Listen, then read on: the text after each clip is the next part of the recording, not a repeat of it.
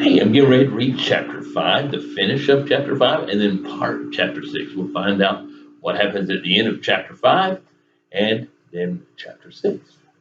The next morning, Miranda came bustling into the room with Seth, and not only was she not crying, she was smiling. I guess I still have a lot to learn about human behavior. Seeing Miranda laugh made me feel a lot better. Later, though, when she passed by my cage, she looked serious again and stared at me for a few seconds. I'm sorry, I squeaked. She blinked hard and turned away. For the rest of the day, she didn't cry, but she was a quieter Miranda than normal. However, my other friends weren't anything but quiet. They were so kind of caught up in their jobs, it was hard for them to concentrate on anything else. In the middle of science, Heidi leaped up, grabbed the pencil out of Richie's hand, and ran out to sharpen it. Mandy spent more time writing up messy table notes than she did labeling the planets. Miss Brisbane did her best to try to keep things under control. When it was time for math, Paul slipped into class as quietly as ever.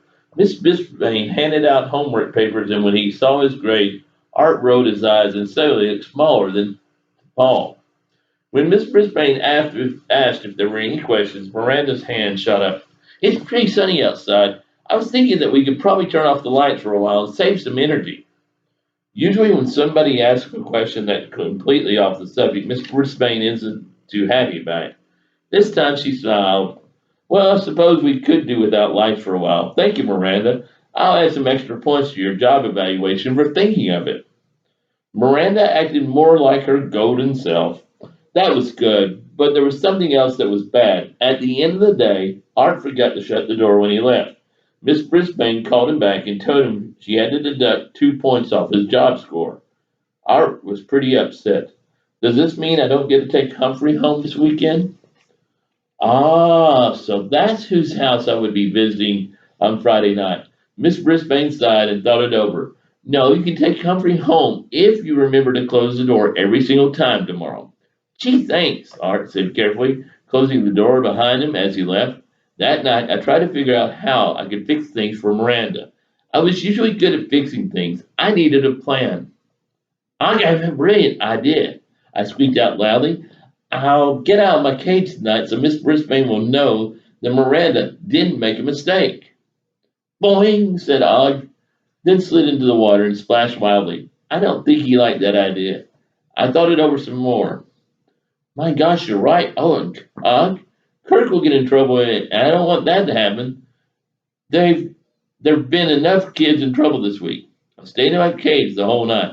Otto came and went, cleaning, reading, and eating. Everything looked completely normal. Too bad it didn't feel that way. Humphreyville citizens are reminded to obey the rules. Consequences for not doing a job are highlighted.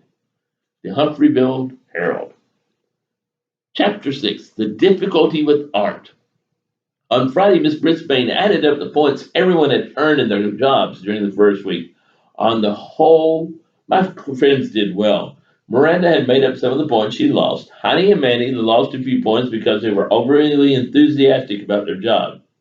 In fact, several people weren't speaking to Mandy for handing out so many messy table notices, especially Tabitha, since all she had on her workspace was a pile of sharpened pencils which Heidi had put there. It's not fair. I was only doing my job, Mandy complained. A little too well, Miss Brisbane said in a grumpy voice. AJ got full points for handing out papers. Tabitha collected homework every single morning, and Richie kept the plants watered, though there was an unfortunate puddle on the floor one day when he overwatered the plants. That plant needs a diver, Kirk joked. Richie cleaned the water up right away and didn't lose any points. Near the end of the day, Miss Brisbane made job assignments for the next week. Seth would take care of Og and me. Heidi would erase the board, while Gail would be the energy monitor. I could tell that Seth was glad to be named Miss Brisbane's assistant, and Miranda was our new table inspector. No matter what her job was, she was always thinking about me. I heard her tell Seth, please be careful to check Humphrey's lock. Mandy grumbled when she was assigned to the water of plants, but I don't think anyone heard her except Og and me. When class was over, Mrs. Patel arrived to pick up Art and me.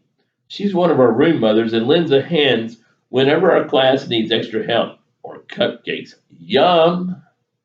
When class was over, I was just read that paragraph. I was thinking of not letting Art take Humphrey home until after a big math test next week, Miss Brisbane told her. Then I had an idea. Paul Fletcher has been coming into her room for math every day because he's so far ahead of his class. Paul, he lives right across the street, said Miss Patel. I know, and I was thinking that maybe if the boys studied for the test together, it might help Art. That's a great idea, Miss Patel answered. Paul hasn't been over for a long time. He and Art used to play together all the time. Mom, he's a whole year younger than me, Art protested. I don't play with little kids. Art stood there looking miserable. When I was a kid, Art, you have something to improve your math skills, said Miss Brisbane. I can recommend a tutor if you like. Absolutely, let's get Art some help. He's a smart boy, you know. Mrs. Patel messed up Art's hair and he made a face. I know, said Miss Brisbane. He's a nice boy, too. You know what? I think we should invite Paul over, said Miss Patel.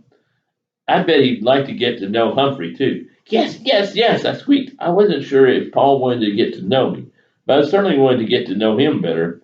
And maybe, just maybe, Miss Brisbane had a very good plan. I like plans a lot. We had to climb up many steps to get to Art's front door. Miss Patel wasn't much bigger than Art, so they each took one end of my cage and carried me up that way. They had trouble keeping my cage level, which meant I was sliding around like those ice skaters on Dobbs Pond, except I bet they were more graceful than I was. I tried to grab onto something, my ladder, my wheel, the edge of my cage, but as soon as I reached out, the cage would tilt, and I'd slide in the opposite direction. Hang on, Humphrey, we're almost there, said Art. I was too weak to squeak. Somehow we got into the house where I was set down on a table, more like banged down on a table, and Miss Patel took the blanket off my cage. Sorry, Humphrey, we did our best. She turned to Art. Why don't you straighten his cage out? Art bent down and laughed. It looks like a tornado hit. Miss Patel peered in at me with sympathetic eyes. She reminded me of Miss Mac for a second. Are you okay, Humphrey? She opened the cage door, and gently took me out. This is a woman who knew how to handle hamsters. She stroked me gently with one finger while Art straightened out my bedding and put everything back where it belonged. I think I'll have to find a special tree for our guest, said Art's mom. Then we'll call Paul. Art leaned down and glumly stared at me. Humphrey, I have a big surprise for you. We were going to have a lot of fun. Now I have to sit around and do math with no one all Paul. Who? I squeaked. That's what some of the kids on the playground call him. Once I think they made him cry. I guess he can't help being smart. But I wish he wouldn't ruin my weekend. Miss Patel came in back with a big, juicy strawberry for me. I called Paul's mom, and she said he'd love to come over tomorrow. Art acted as if he'd just lost his best friend. He seemed so unhappy. I couldn't even eat my strawberry. I hid in my shavings and saved it for later. Speaking of later, we'll read the rest of chapter 6 later. Bye for now. Hope you have a great rest of your day.